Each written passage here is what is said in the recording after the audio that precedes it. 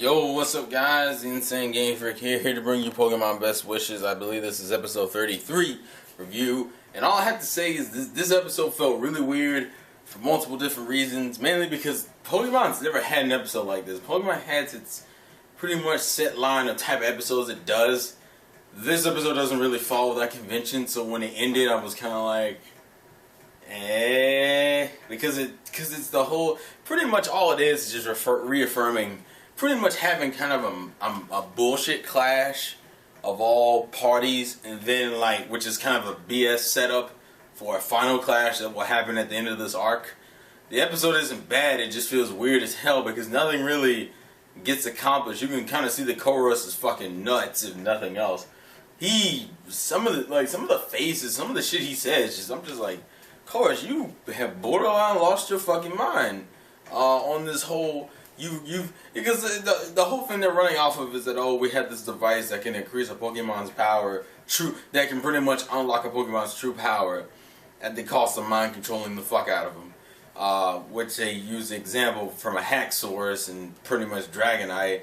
Then you have this BS fight with Charizard and not Dwebble, what's his name?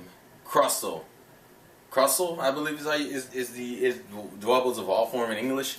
Where they're fighting Dragonite and Haxorus, where nothing is getting accomplished.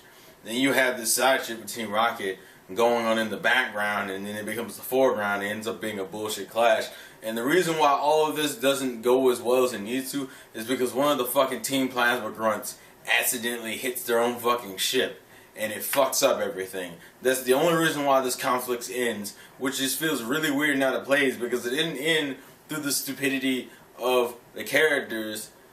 I mean, honestly, you can make the argument it ends on the stupidity of the grunt, but it's like you were attacking Team Rocket. I don't want to call it a dumbass move, but it's kind of a dumbass move, and it just feels weird because everything got resolved because she accidentally hit the damn.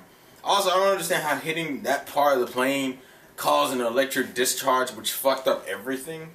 Then again, I don't know what the actual properties of a Shadow Ball are, or whatever the fuck. Didn't really make sense. The part about it that felt really weird was the ending, because have we had Pokemon endings that end like that? Where essentially N gets fucked up, N is knocked the fuck out. All of a sudden, these two chicks with a fucking Gardevoir and Gothorita, I think, was it Gothitelle? Is the full evolution? I forget the name of it in English. It's either Gothorita or Gothitelle. I think it's Gothitelle though. And a Gardevoir come in there and just take him, and then just walk off, and then Ash and them are following, and all of a sudden they're in a fucking forest, and Team Rocket's in the fucking forest, and fucking Team Plasma is like, oh, we know N. We've seen N. He's like, oh, well, N's not really a factor right now, but we will capture him later. Pretty much hinting at N's, to me, this is just set up for N's backstory. They pretty much just set up a situation in which we will learn N's backstory, because that's essentially what the next episode looks like it's going to be. In which case makes me feel weird as fuck, because Pokemon doesn't do this. Pokemon never does this, because Pokemon doesn't really give a fuck about backstories and character development and in the relation to other characters. This is the first, mind you, this is a watered down version of it, but this is pretty much the closest Pokemon has come to being a normal anime about things, which I guess feels weird as fuck, because Pokemon doesn't act like a traditional anime. Pokemon acts like a kid anime with a very cliche and redundant formula. The episode, I don't even know what to call the episode, because it's not necessarily bad, but it's not necessarily good either, because nothing really happened. Well, that's a lie. Things happen, but it's they don't feel like they're of consequence, and even the climax of the episode is the grunt accidentally hitting the plane and fixing everything randomly. And then all of a sudden, random mist. I don't understand how the fuck the mist is working as a teleportation device where you can fucking walk into the middle of the jungle and shit. There's just a lot of random things about this episode that bug me, just because it either doesn't make sense or it just doesn't feel right. And that's kind of how I feel. The Shadow Ball ruining the plane and fixing everything, I thought was way too fucking convenient.